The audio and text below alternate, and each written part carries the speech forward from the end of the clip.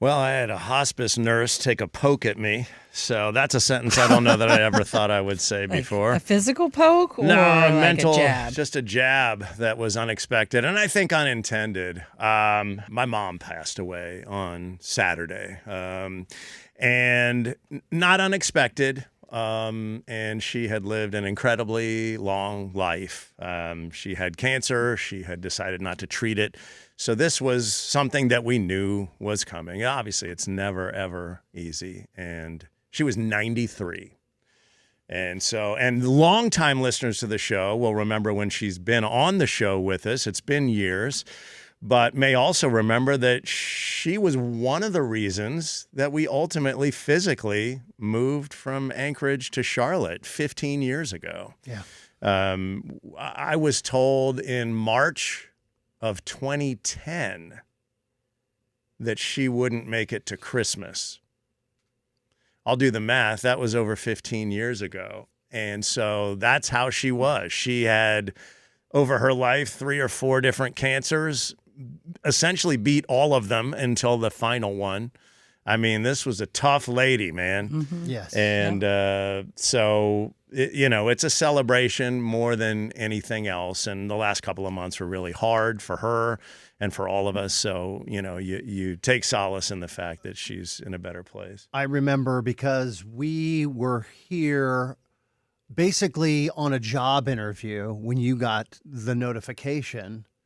And you were brave enough. 15 years ago, you're talking about. Yes. Yeah. And you were brave enough to leave that job interview and leave me solo to go be with your mom. That's how dedicated you right. were. And I do think that us being physically closer to her starting 15 years ago may have had some effect. I think there's more to the mental of your health than any of us ever know. Maybe we're getting there as a society, but can that cure cancer to feel better about your loved ones being close to you? Maybe. I don't know, but it kind of did in her case. Yeah, and all those years that your kids got and all the fun times that we got to have, because I loved your mom too.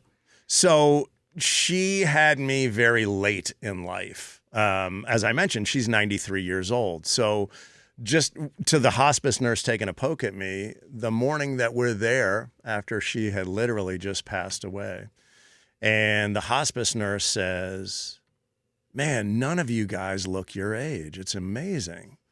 And my mom doesn't look her age. Right. She's 93. And this is fun fact, has never colored her hair, has never dyed her hair one bit, and has like 4 strands of gray. No one can ever believe it. It's a freak of nature thing, but it does help keep her looking younger than she is. And so the hospice nurse says, none of you, and she's looking at me and my wife and obviously my mom, and she says, "None of you look your age." And she goes, "You just look amazing for 70. And I said, "I'm sorry." And it was a somber moment, so there wasn't like a laugh at the time. This was not fun time. But I don't know. I guess she just saw my mom's age and then assumed, well, she's 93, maybe had a kid at 23, so this guy must be 70. Mm-hmm. Well, just FYI, I am nowhere near 70. And I thought, okay, well, that's a compliment that I never saw coming other than as a jab from one of you two yahoos.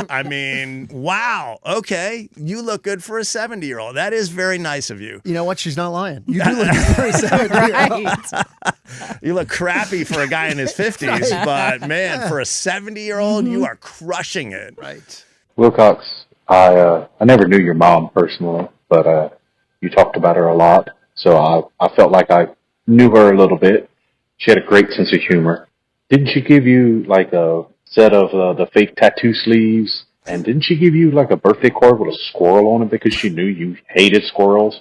Like, I love that kind of a relationship, and I love that you had it, and I'm so sorry for your loss. I can't remember. That was a long time. It might have been 10 years ago that she tattoo sleeve for Christmas, actually, or it wasn't my birthday. Can't remember which. And that doesn't mean she paid for me to get ink. She got one of those fake ones, like you pull it on like a sock, except it's, goes on your arm. And it was legit. Right. Like from not that far away, especially in pictures, like you put that thing on, it's like, oh, look at that.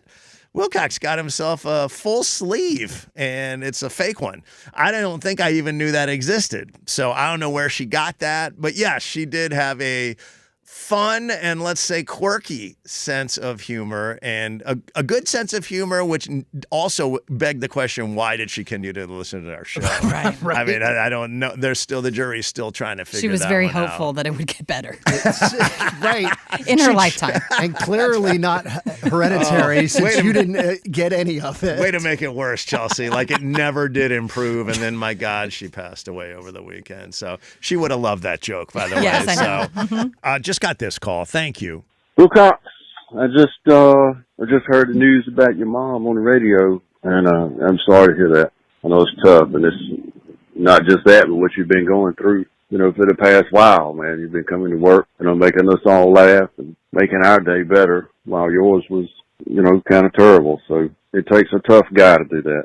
I don't really know what I should say, except that I'm sorry. Keep making us laugh, man. Keep making her proud. Woody sucks. What a nice call. That is so thoughtful. I really appreciate that. If she didn't want to be kept alive, artificially and all that sort of thing, the do not resuscitate. And so, but it's still, and he's right. Honestly, the last couple of months leading up were really, in some ways, tougher because you don't know what the future holds. And also it was so hard for her, and to watch it, and, so much time spent with her, and which is great, and thank God we were able to do that.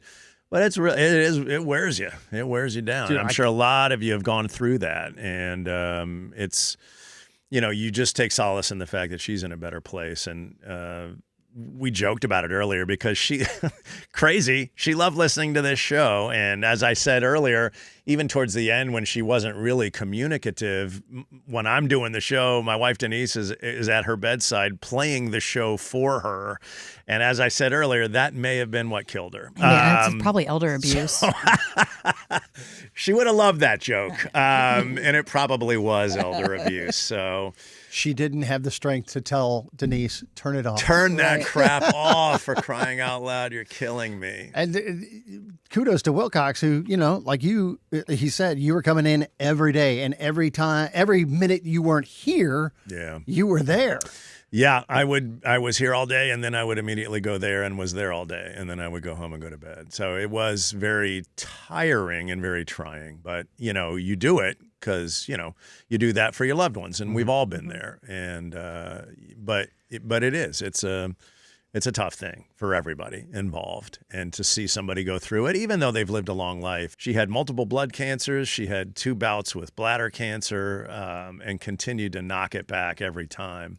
And you wouldn't have even known. I mean, 2 months ago, she was driving and independent and living on her own. And then it was just finally couldn't beat it anymore. So You can get through this day. you can, You right? know? Yeah, there's the message. Thank you. I knew there was something positive in there. Thank you, Chelsea.